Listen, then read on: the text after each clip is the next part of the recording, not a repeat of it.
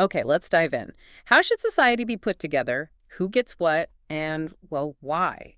What does it even mean for things to be just? These aren't just abstract ideas floating around. They're, kind of the bedrock of how our world actually works. Exactly. These fundamental questions are simmering beneath the surface of debates we have every single day, from how much tax we should pay to who owns what and what the government's role should really be. And thanks to source materials one of you shared with us, we're going to take a deep dive into two major thinkers who really grappled with these exact puzzles, Robert Nozick and John Rawls. We'll be exploring their incredibly different visions, focusing particularly on Nozick's powerful libertarian argument and how it kicked off some major debates, especially when you put it next to Rawls' ideas. Yeah, our mission today is basically to pull out the absolute core insights from these sources, the nuggets you need to understand what these complex theories are really about, and, maybe most importantly, why they still shape our understanding of justice in government today.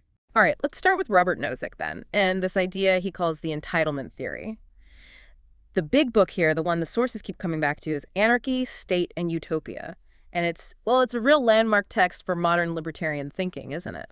It absolutely is. Yeah. Nozick plants his flag firmly in that libertarian tradition. His main argument is pretty radical.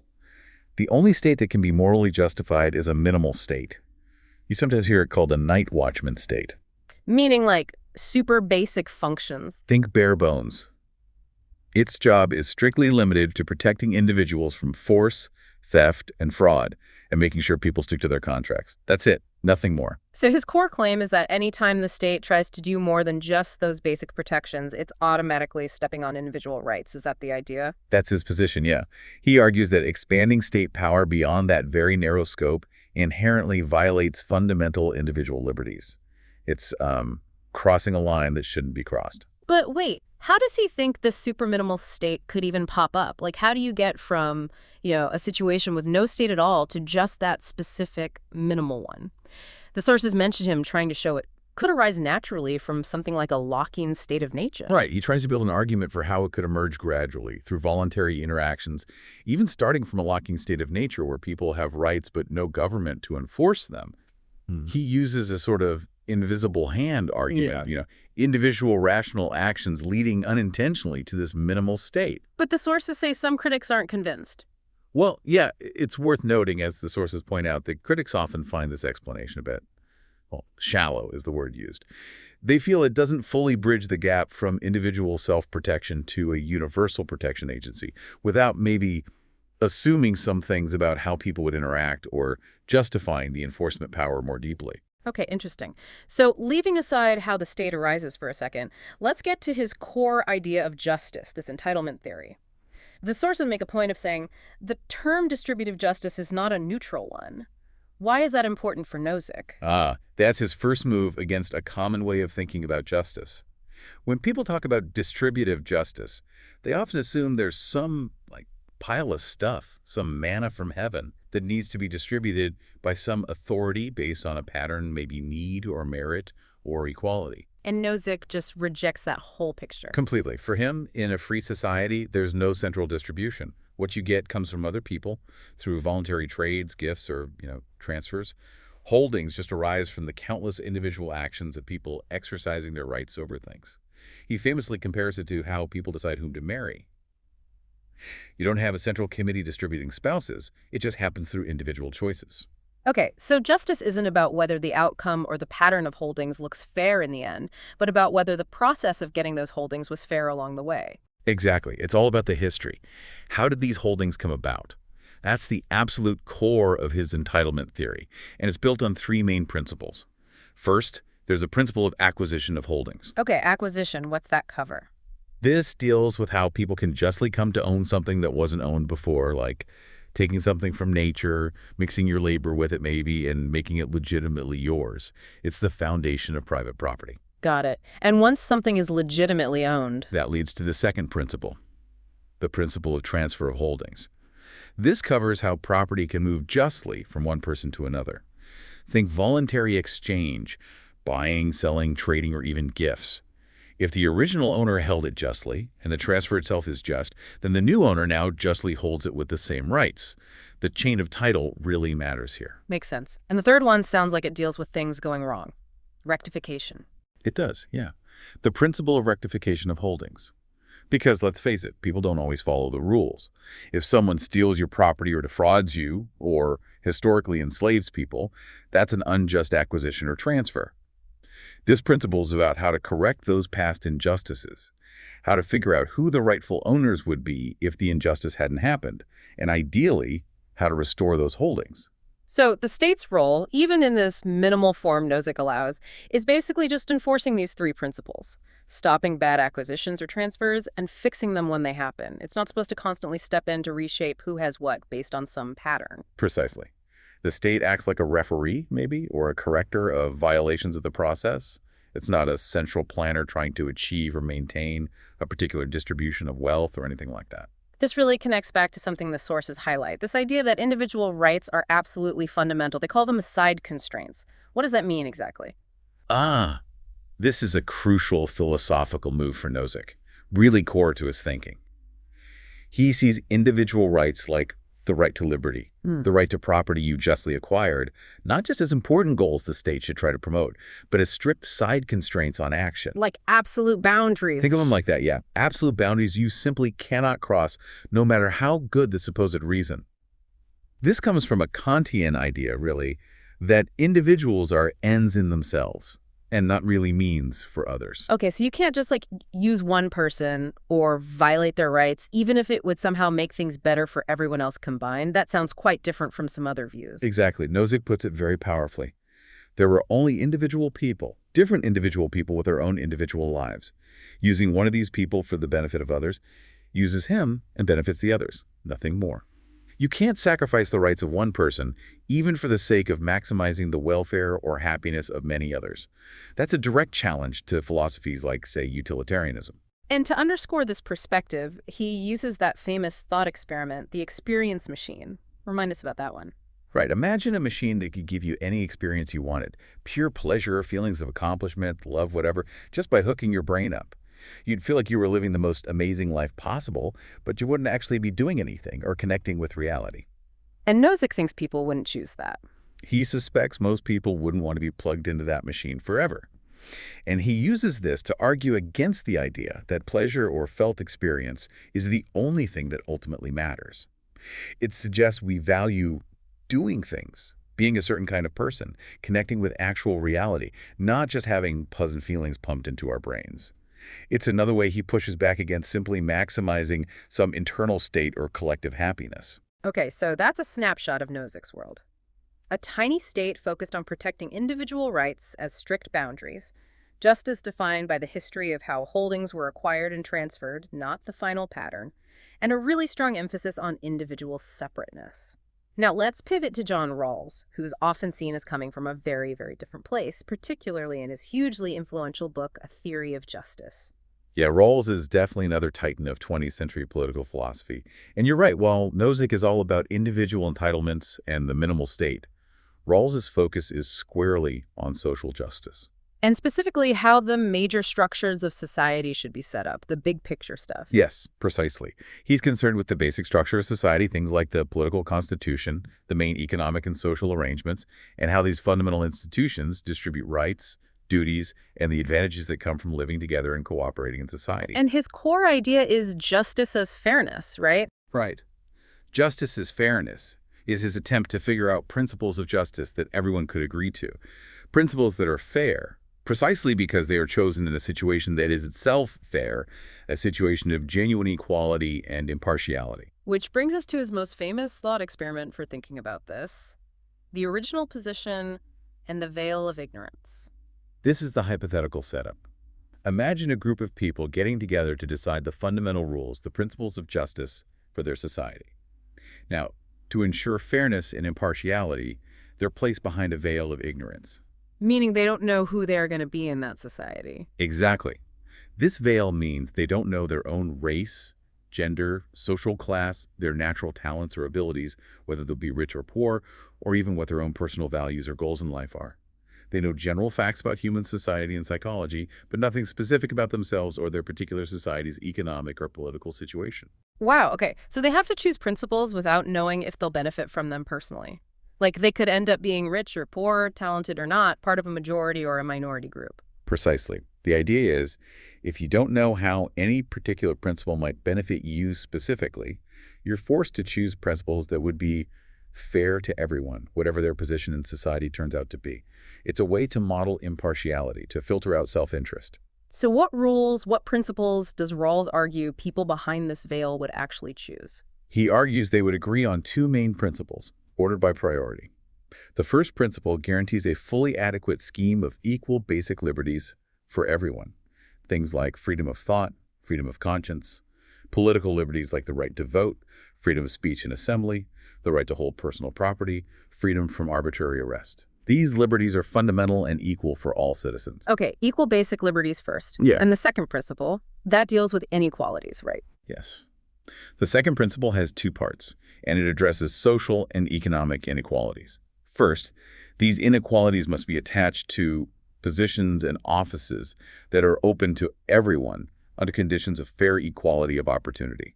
So, no discrimination, basically, and genuine chances for everyone to compete for desirable positions. And the second part of the second principle, that's the really famous one. That's one that gets a lot of attention, yes.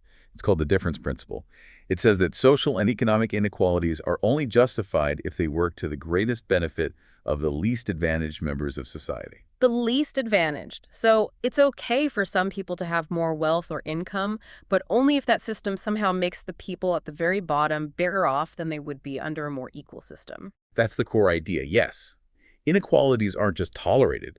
They have to actively serve to improve the prospects of the worst-off group in society over the long run. Think about incentives, maybe. Paying a surgeon more than a janitor might be okay, but according to Rawls, only if that system of incentives ultimately leads to better health care or other benefits that improve the situation of the janitor more than a system where everyone just made the same income. So wow, unlike Nozick's very hands-off, minimal state focusing just on process, Rawls sees justice as requiring the state to actively structure society and maybe even redistribute resources to ensure fair opportunities and improve the lot of the least well-off. That's really the fundamental divide, isn't it? Rawls is deeply interested in the outcome or the pattern of distribution generated by the basic structure of society, specifically whether it meets these demanding principles of fairness. Nozick, on the other hand, is almost exclusively focused on the justice of the historical process, how things were acquired and transferred regardless of the pattern it produces in the end. Rawls also thought about how a society based on these principles could actually be stable over time, especially given that people have lots of different moral or religious beliefs. What was his idea there? That's his concept of overlapping consensus. He realized that in any modern pluralistic society, people hold different comprehensive doctrines, different fundamental views about the meaning of life, morality, religion, and so on. You can't expect everyone to agree on why they support certain principles of justice based on some single shared philosophy. So how do you get stability then? His idea is that people can still agree on a political conception of justice, like his justice is fairness, but for different reasons rooted in their own diverse comprehensive views. Think of it like agreeing that everyone should stop at a red light. One person might agree because their religion teaches respect for law, another because they value personal safety above all, another purely because it's an efficient way to manage traffic. They agree on the rule, stopping at red lights, or in this case, Rawls' principles of justice, even if their ultimate reasons, their comprehensive doctrines, differ significantly. That shared agreement on the political rules, the overlapping consensus, is what creates stability. Okay, so we've got these two big pictures. Nozick. Individual rights are like hard borders, minimal state just protects the process, justice is all about historical entitlement. And then Rawls. Justice is fairness, principles chosen behind a veil of ignorance lead to equal liberties and inequalities only if they help the least advantaged. And the state actively structures society to meet this, with stability coming from this overlapping consensus. These two are clearly heading for a philosophical collision, right? They absolutely are. And the sources really dive into some key points of conflict and major criticisms leveled against Nozick, often, from a Rawlsian perspective, or using similar concerns about fairness and outcomes. The clash over pattern versus history seems like a really big one. It's perhaps the core disagreement, yeah. Rawls proposes principles aimed at achieving and maintaining a specific pattern of holdings, one that satisfies the difference principle to each according to how it benefits the least advantaged, basically. Nozick says justice is fundamentally not about fitting any preordained pattern. It's purely historical about whether each person's holdings came about through just acquisition or just transfer, following his three principles. And he famously uses the Wilt Chamberlain example to try and blow up pattern theories. How does that work again? It's a brilliant, and for pattern theories like Rawls, a really challenging example. Nozick asks you to imagine we start with a distribution of wealth, let's call it D1, that is perfectly, just according to your favorite pattern. Maybe it fits Rawls' difference principle exactly. Everyone agrees it's fair. Okay, starting point is fair. Now, Wilt Chamberlain is a hugely popular basketball player. He signs a contract for the season where, separate from the regular ticket price, every fan who comes to see him play voluntarily puts an extra 25 cents in a special box with his name on it just for him. People are excited to see him play and are happy to pay this extra bit directly to him. And over the season, 1 million fans willingly do this. Right. So Wilt ends up with an extra $250,000. The new distribution of wealth, let's call it D2, is now totally different from the initial just pattern D1. Wilt is much richer. Everyone who paid is slightly poorer. But Nozick asks, if everyone started with holdings they justly deserved under D1 and they voluntarily chose to give some of that justly held money to Wilt Chamberlain, how can the resulting distribution D2 possibly be unjust? Each step was a voluntary just transfer. His point being, His powerful claim is, liberty upsets patterns. If you allow people the liberty to do what they want with their justly held resources, like giving 25 cents to Wilt, they will inevitably, through their free choices, disrupt any specific pattern of distribution you try to impose or maintain. Therefore, maintaining a specific pattern requires constant, illegitimate interference with individual liberty, like forbidding those transactions or constantly taxing Wilt to redistribute the money back. that's a really potent challenge to any theory that tries to enforce a particular economic outcome. But Nozick's theory faces some tough questions too, doesn't it? Especially about the very first steps, how property gets acquired in the first place, and what self-ownership really means in practice. Absolutely. Critics really dig into the principle of acquisition. As the sources note, thinkers like G.A. Cohen question the baseline Nozick uses for judging whether an acquisition is okay. Nozick, following Locke, suggests acquiring previously unowned land is fine as long as it doesn't make others worse off than they would have been in a state of no appropriation at all, basically, if it's still physically possible for them to survive or acquire something else. But what's the problem with that? Well, Cohen and others ask, does that baseline really make sense? Taking land that everyone could potentially use in common, like a shared park or foraging ground, and making it private property seems to fundamentally change the situation for everyone else. Even if it doesn't make you materially worse off than utter destitution, does it ignore the potential use, the shared access, the freedom that was lost? Does simply following a legal procedure for claiming something unowned automatically make it morally legitimate, especially when it affects what others can do? And this critique connects to the idea of self-ownership, right? The sources mention the Farmer Mike example from Asquin. Can you walk us through that? Yes, this example really highlights a potential tension between formal rights and practical freedom, especially concerning different ideas of a good life. Imagine an ambitious person, let's call her Anne, justly acquires, according to Nozick's principles, all the usable land in a particular area. Later, poor farmer Mike arrives. He wants to be an independent farmer. That's his dream, his whole way of life. But there's no land left for him to acquire and farm himself. So what happens to Mike? Nozick's theory might say this situation is still just good. If Anne, the landowner, offers Mike a job working on her land for a wage. After all, Mike isn't necessarily worse off materially than he might have been trying to survive alone in a harsh state of nature with no land anyway. He has the formal right to accept or reject the job. But the critique is that this misses something important. Exactly. The critique, as Asquin raises it, points out that this ignores Mike's conception of the good. His goal wasn't just survival or maximizing income, it was being an independent farmer. Because all the necessary resource, land, has been justly appropriated by Anne, Mike has lost the practical ability to pursue his chosen way of life, even though he still possesses formal self-ownership. He wasn't forced into the job. His only real options might be working for Anne on her terms, or leaving, or perhaps starving.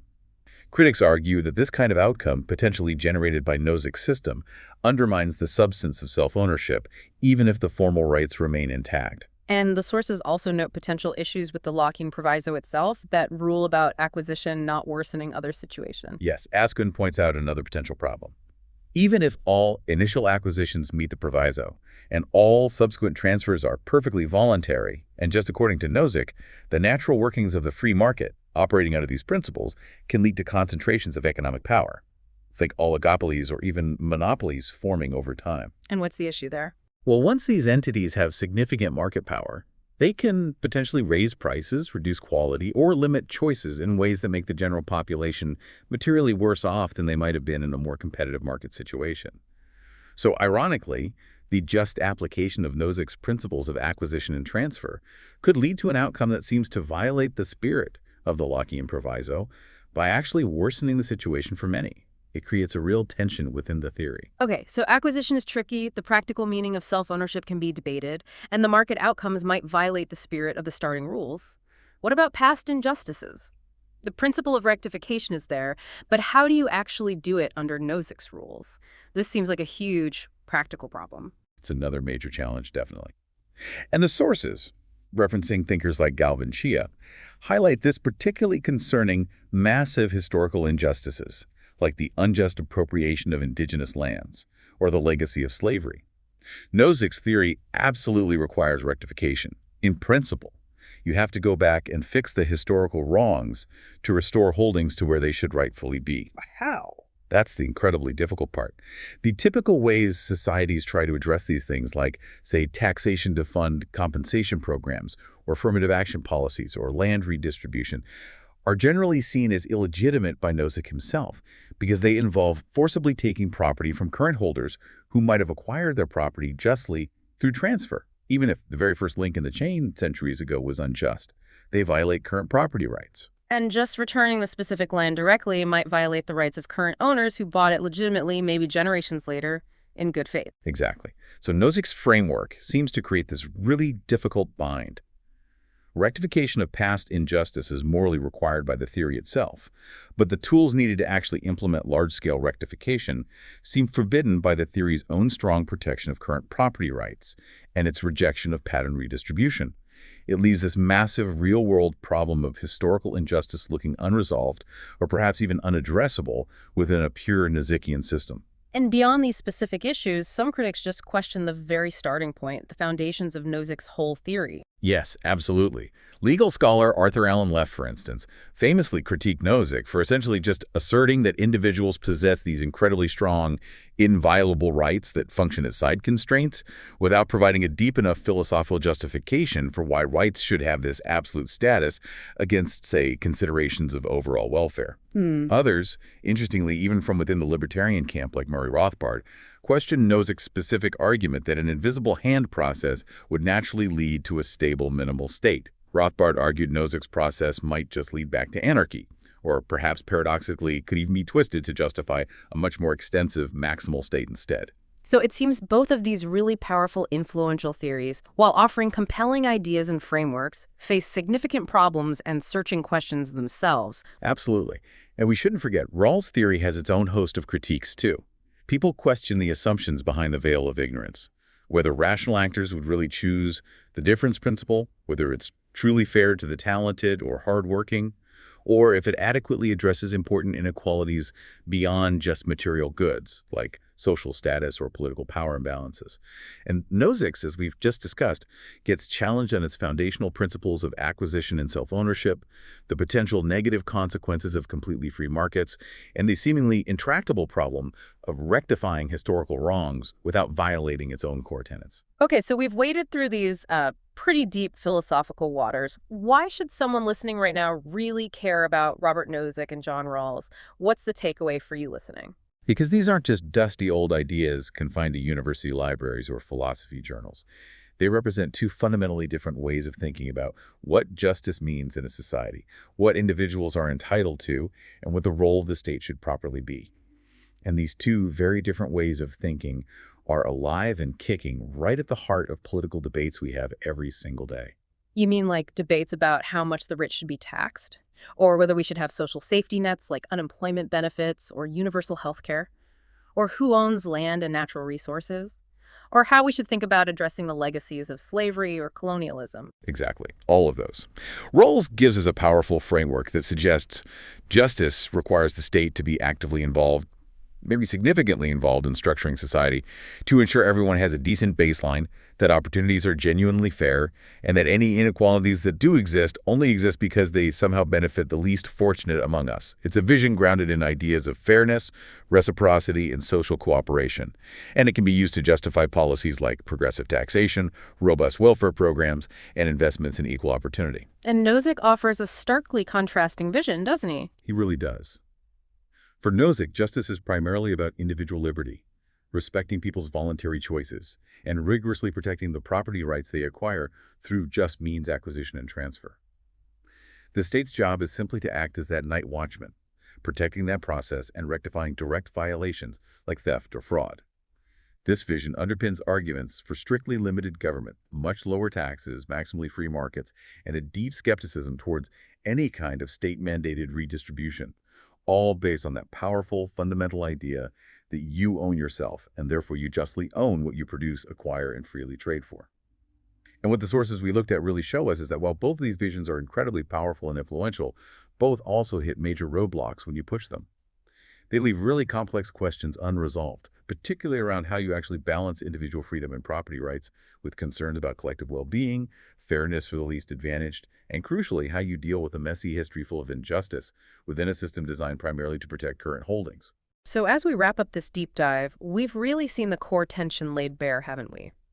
Nozick focused intently on the justice of the process, on individual entitlements, and arguing for that minimal state, starkly contrasted with Rawls, who focused on achieving fairness in the basic structure of society, particularly for the least advantaged, through principles chosen behind that veil of ignorance.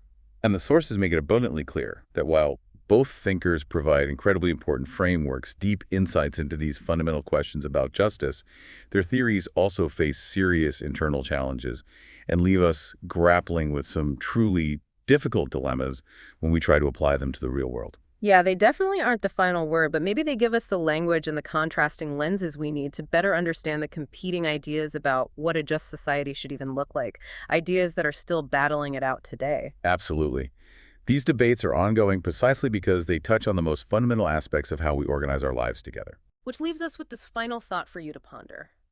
Given all the complexities and the criticisms we've explored, the sheer difficulty of rectifying past wrongs without creating new ones, the persistent tension between formal rights and genuine practical opportunity, the question of whether liberty truly does inevitably disrupt any pattern of fairness, how should a just society navigate that incredibly delicate balance? The balance between protecting individual liberty and property rights on the one hand, and ensuring fairness and the well-being of all its members, especially the most vulnerable, on the other, is a truly perfectly just society, according to any of these complex philosophical blueprints, something we can realistically hope to build in practice. Something to think about.